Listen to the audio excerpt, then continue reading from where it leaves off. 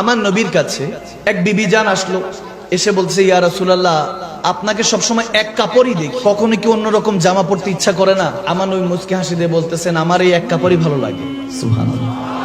আমি পরিষ্কার করে এটা পড়ি, তবে আমার কাপড় প্রায়গুলি সেম রকমের, এজন্য একরকম মনে হয়, কিন্তু আমি কাপড় চেঞ্জ করি। তো তার একটু ইচ্ছে হলো যে আমার দয়াল নবীকে একটা তোহফা দিবে, একটা কাপড় গিফট করি। সুবহানাল্লাহ বলবেন না?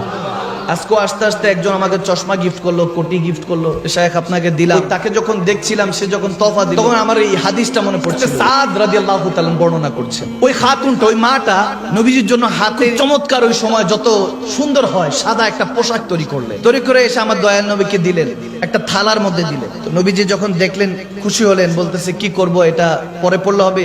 সে আর জুবান দিয়ে কিছু বলে না, মানে বুঝাতে চাচ্ছি, ইয়া রাসূলুল্লাহ, এখন যদি একটু পড়তেন তাহলে একটু দেখতাম। সুবহানাল্লাহ। একটু চিন্তা করুন না, সেই প্যারা নবী কামলিওয়ালা নবীকে যদি এই জামানায় পেতাম, কিছু না কিছু তো দিতাম, ঠিক না?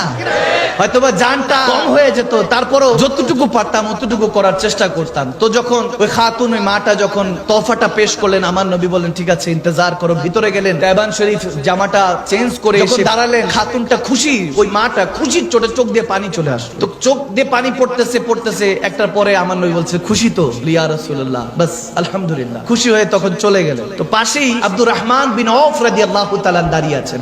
আমার নবী কোটিপতি সাহাবা, অনেক টাকার মালিক। নবীজি যখন আব্দুর রহমান বিন আউফের দিকে তাকালেন, আব্দুর রহমান বিন আউফ বলেন, ইয়া রাসূলুল্লাহ, কিয়া বাত है, সুবহানাল্লাহ, কি সুন্দর লাগছে। বলে, জামাটা আসলে সুন্দর বানিয়েছে। বলে, ইয়া রাসূলুল্লাহ, জামা তো সুন্দর হয়েছে, কিন্তু পরনে ওয়ালা তো সুন্দর হইতে হবে। সুবহানাল্লাহ বলবেন না?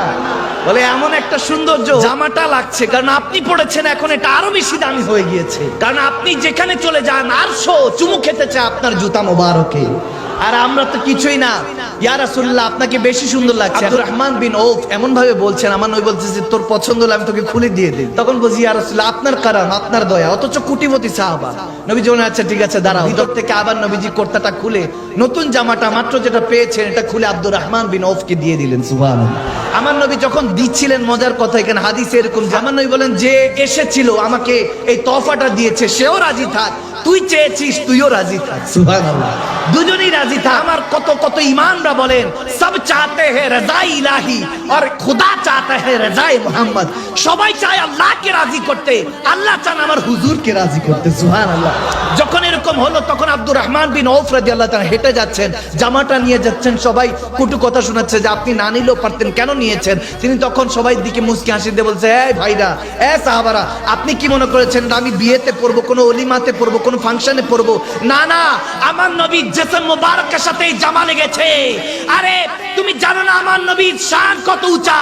আমি আব্দুর রহমান বিন আউফ এই পর্যায়ে পৌঁছে গিয়েছি যে এখন দেখিস না, দাড়িটাও সাদা হতে শুরু হয়েছে, এখন ফলও পেকে যাচ্ছে, সময় এসে গিয়েছে, চলে যেতে পারি এই দুনিয়া ছেড়ে।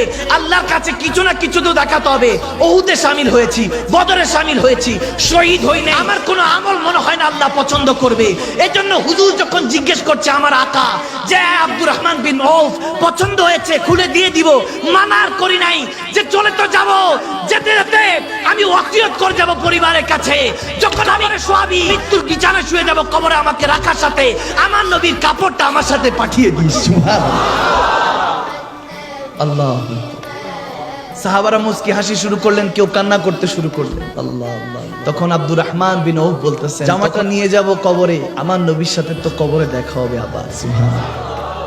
সাহাবাদের ঈমান, নবীর সাথে আবার দেখা হবে। খালি হাতে কেমনে নবীজির সামনে যাব? বলবো, ইয়া রাসূলুল্লাহ, আপনার দেওয়া জিনিস আপনার জন্য নিয়ে এসেছি। সুবহানাল্লাহ।